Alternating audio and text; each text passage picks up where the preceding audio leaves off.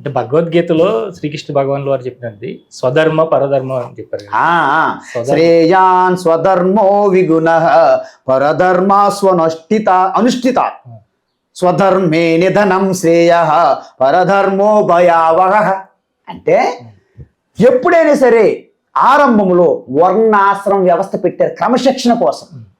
అంటే Narayana school, Chaitanya school, public schools ఉంటాయి. వాళ్ళ స్కూల్ యూనిఫామ్లు వేరు, వాళ్ళ ఐడీలు వేరు, అన్ని వేరు వేరు. ఈ విధంగా వర్ణ ఆశ్రమ వ్యవస్థ పెట్టారు మనకు. అంటే ఆరంభంలో అలాగా అమలు చేసి అలవర్చుకొని అలా జీవించి మన యొక్క లక్ష్యాన్ని చేరుకోవాలని పెట్టారు. ఆ విధంగా పెట్టినప్పుడు ఈ వర్ణాశ్రమ వ్యవస్థ అలాగ వెళ్తూ మనం పైకి ఎదగాలి. సో స్వధర్మం అనేది పెట్టారు. అంటే స్వధర్మం అంటే ఏంటి? మీలో ఉన్నటువంటి గుణం ఏది డామినేషన్ అయి ఉన్నది అంటే ఏంటి? సత్వగుణం, రజోగుణం, తమోగుణం. ఏ గుణం ప్రభావం అధికంగా ఉంటే ఆ గుణం ఆధారంగా మీ మనసు లాగుతుంది. తర్వాత గుణకర్మ విభాగశ అని చెప్పారు గీతలో. చాతుర్వర్ణ్యం మయా సృష్టం గుణకర్మ విభాగశ అన్నారు. అందువలన నాలో ఏ గుణం ఉంది, ఆ గుణముకు అనుగుణంగా ఏ కర్మ నేను చేయగలుగుతున్నాను, దాన్ని స్వధర్మం అంటారు. స్వధర్మం అర్థమైంది కదా. మీలో ఉన్నటువంటి గుణముకి మీ స్వభావానికి అనుగుణంగా మీరు చేసే వృత్తిని స్వధర్మ వృత్తి అంటారు. అది చేయాలి. ఒక్కొక్కసారి మీ స్వధర్మములో మీకు విఘ్నాలు కలగవచ్చు, మీకు లోటుపోట్లు రావచ్చు, లొసుగులు ఉండొచ్చు, కష్టాలు కలగవచ్చు, నష్టాలు రావచ్చు. అయినప్పటికీ విడిచిపెట్టకుండా మీ స్వధర్మంలో మీరు ఉండాలని చెప్పారు గీత. ఇప్పుడు ఏం చేస్తున్నారు?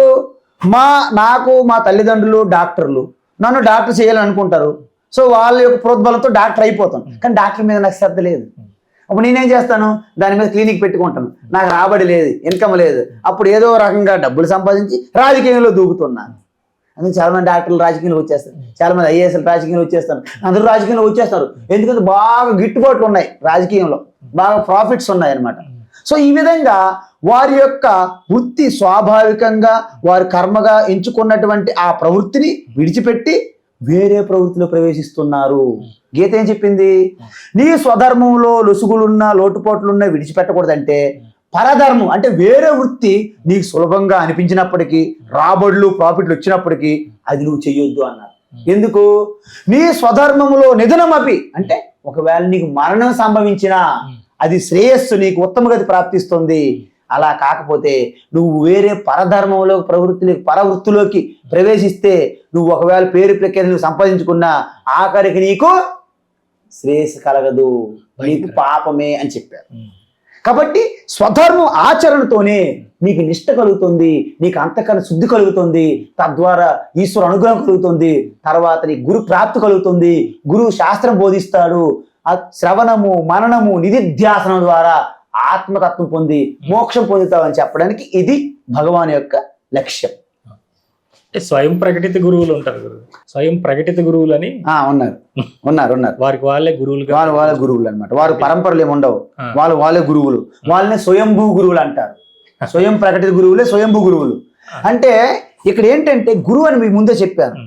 గురువు అంటే ఆచార్య, సకల శాస్త్ర సారాన్ని తెలిసి ఉండాలి, ఆ సారంతో తను జీవించి ఉండాలి.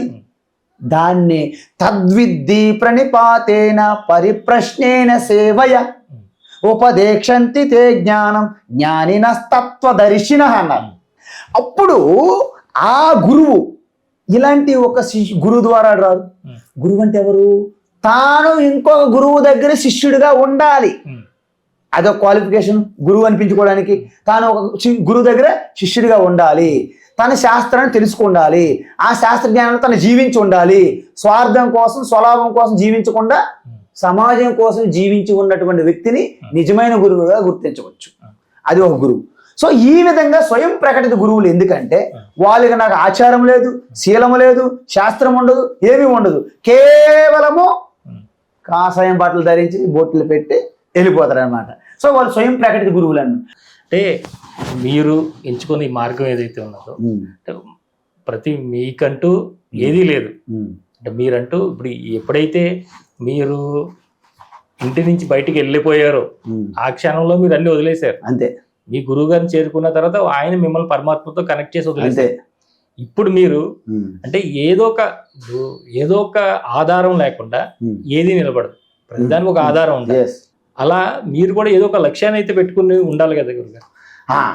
మన లక్ష్యం ఎలాంటిదంటే ఇది నేను చేస్తే అవుతుంది లేకపోతే నా యొక్క జీవితం లేదు అనేది లేదు.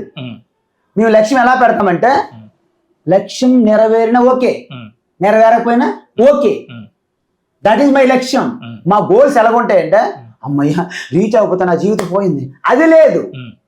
గీత అంటే గడప గడపకి గీత, వ్యక్తికి ఇంటికి ఇంటికి ఒంటికి బడికి గుడికి అన్నిటికి గీత అని నినాదం ఇచ్చాం మనం.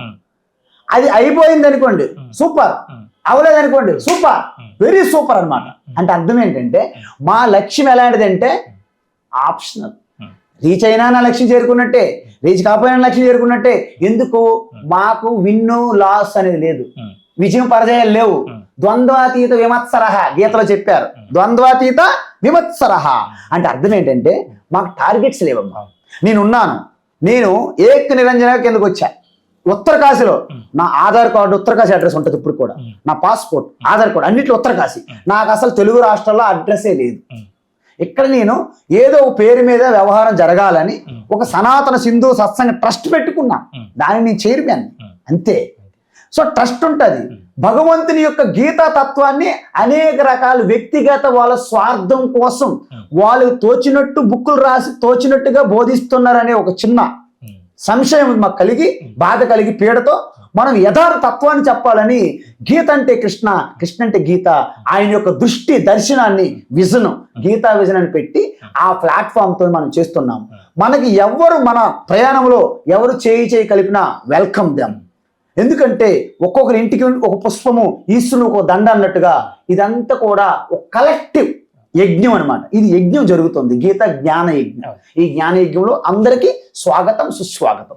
కాబట్టి మా లక్ష్యం ఏంటంటే వీలైనంత వరకు ఎక్కువ మందికి I want to educate, ఎన్లైట్, transform. I want to give happiness to maximum people, maximum time, maximum length of place. అది మన లక్ష్యంతో చేస్తున్నాం. అది నేను ఇప్పుడు ఈ ఉపాధి పోయిందనుకో ఆగదు, ఇంకెవరో కొనసాగిస్తారు. ఎందుకు? నేను ఎవరినో మీకు ఏమనుకుంటున్నారు? నేనే వివేకానంద. నేను వివేకానంద. వివేకానందకి ఎక్కడైతే కొంచెం బ్యాలెన్స్ బాకీ ఉందో దాన్ని పూర్తి చేయండి నేను వచ్చా. వివేకానంద స్వామి స్వయంగా చెప్పారు. నేను ఎవరినో శంకరాచార్య నేను స్వయంగా చెప్పారు వారు. శంకరాచార్య కూడా కొంత ఇంకా బాకీ ఉందా, నేను వచ్చాను అన్నారు వివేకానంద స్వామి. వివేకానంద స్వామి ఇంకా బాకీ ఉంది, నేను వచ్చాను అన్నారు. నా శరీరం పోతుంది, నాకేముంది 5 నిమిషాలు కలిసిపోతుంది. ఇంకో స్వామి వస్తారు, ఆయన ఎవరో అనొచ్చు. స్థితప్రజ్ఞానం ఏదో బాకీ ఉంది, నేను వచ్చాను అనవచ్చు భవిష్యత్తులో. ఏమి గొప్ప కాదు అక్కడ. ఎందుకంటే ఈ స్థితప్రజ్ఞానంద అనే పేరు, ఈ వివేకానంద అనే పేరు, శంకరాచార్య అనే పేరు, ఇవి కూడా తాత్కాలికములే. శోద్ధ బ్రహ్మ పరాత్పర రామ, కాలాత్మక పరమేశ్వర రామ. ఆత్మారాములు అన్ని నామరూపాలే. ఈవెన్ కృష్ణ, రామ, శంకరాచార్య, బుద్ధ, వివేకానంద అందరూ కూడా నామరూపాలు. ఎందుకు? శుద్ధ చైతన్య పేరు లేదు, అనామకం. అనామకం. అందుకే ముందుగా అలా పేర్లు పెట్టి మనం వ్యవహారం చేస్తాం అంతే. ఉపదేశాత్ అయం వాద జ్ఞాతే ద్వైతం నవిద్యతే అన్నారు గౌడపాదాచార్య మాండూక్య కారికలో. ఏంటి? మీకు అడిగారు కదా, ఇప్పుడు క్వశ్చన్ చెప్పేస్తాను క్లిష్టంగా, చాలా వెరీ సీక్రెట్ ఇదంతా. స్వామీజీ ఆత్మకు రూపము లేదు, నామం లేదు, వ్యవహారం లేదు, మనసుకు అందదు, వాక్కు అందదు, మరి ఎలా మీరు మాట్లాడుతున్నారు, ఎందుకు అరుస్తున్నారు ఇవంతా అని అనొచ్చు మీరు. నేనేమంటానంటే పదాలకు అందని తత్వముని పదాల ద్వారా చూపెడుతున్నా, దిక్కు చూపెడుతున్నా. I'm indicating with words which cannot reach by words. I am indicating with words which cannot reach by words. అంటే నేను మీకు ఆ దిశలో చూపెడుతున్నా, యూ హ్యావ్ టు గో. అందువలన ఆ తత్వంలో ఇక అత్ర సైలెన్స్ అన్నమాట. ఎలాంటిదంటే పోల్ వాట్ గేమ్ ఉంటుంది ఒలింపిక్స్లో, అది పట్టుకొని పరిగెత్తుకుని వెళ్ళి ఇలాగ భూమికి ఇలా గుచ్చితే హైట్ తీసుకెళ్తుంది, అక్కడికి డ్రాప్ చేసేయాలి, అటువైపు దూకాలి. గురువు శాస్త్రం రెండు కూడా మీకు హైట్ తీసుకెళ్తాయి. గురువు శాస్త్రం రెండు డ్రాప్ అయిపోతే మీరు అటువైపు దూకాలి. అమ్మ మా గురువు కావాలి అనుకున్నాను అనుకోండి, మళ్ళీ కిందే పడతాం. అందుకని గురువు మీద ఎక్కిపోకూడదు. గురువు మొయ్యడు, ఆయన వాలేరనుకోండి, ఆయన పోతుంటాడు అలాగా, మీరు అక్కడ పడతారు. So that is what real gurus. అవును. అవర్ రియల్ గురూస్ ఆశీర్వాదం ఆల్వేస్ దేర్. మన ఈశ్వర అనుగ్రహము లైక్ సూర్యుని యొక్క కాంతి వలె అందరికీ ఉంటది, కానీ మనం ప్రయత్నం చేస్తేనే ఈశ్వర అనుగ్రహం. అందుకే ఈశ్వర అనుగ్రహం అంటే ఏంటి? ఎవరి స్వరూపాన్ని ఆత్మస్వరూపాన్ని వాళ్ళు ప్రేమించడమే ఈశ్వర అనుగ్రహం, అంతకుమించి ఏమి ఉండదు. అందువలన మనం యజ్ఞాలు యాగాలు చెయ్యండి, కానీ దాని వెనకున్న తత్వం తెలుసుకోండి. సర్వధర్మాన్ పరిత్యజ్య, అన్ని విశ్రమించి ఆత్మస్వరూప తత్వాన్ని ఎవరైతే ఆశ్రయిస్తారో, చంద్రశేఖరమాశ్రయే మమ కిం కరిష్యతి వయ్యమః, అప్పుడు ఈ వ్యవహారం జగత్తంతా కాలంలో అంతర్పాతి, కాలాతీతమైనటువంటి మహాకాలుని మీరు ఆశ్రయించితే మీకు యముడు కూడా ఏం చేయలేదని చెప్పారు. కాబట్టి మీరు ఏ స్థితిలో ఉన్నారు మిక్స్ చేయకూడదు. మీ ఎప్పుడు కూడా మనం అందరం ఒకటే ఆత్మతత్వంగా, అది నా లోపల భావన, అంత ఒకటే అనేసి మనం శరీరంలో ఒకటి కాదు, 3 శరీరాలు వేరు, ఇంద్రియాలు వేరు, మనసు వేరు, బుద్ధి వేరు, అన్ని వేరే, ఆత్మ మాత్రం ఒకటి. మరి వేరే సంగతి ఏంటి? అది తాత్కాలికం. మరి ఆత్మ ఒకటే, అది శాశ్వతం. చూసారా? అది ఏది జరిగినా నా లాస్ లేదు. లాస్ ఎక్కడ? ఈ శరీరము, ఈ ఇంద్రియాలు, ఈ బుద్ధి, ఇల్లు, వాకిలో, పిల్ల, భార్య వస్తుంటే పోతుంటాయి. అది దీని గురించి ఏంటి? ఆత్మ పైన వచ్చే పోయేవి, అది వదిలేసే, జస్ట్ ఎండ్యూర్, టాలరెన్స్, తితిక్ష అని చెప్పారండి గీతలో.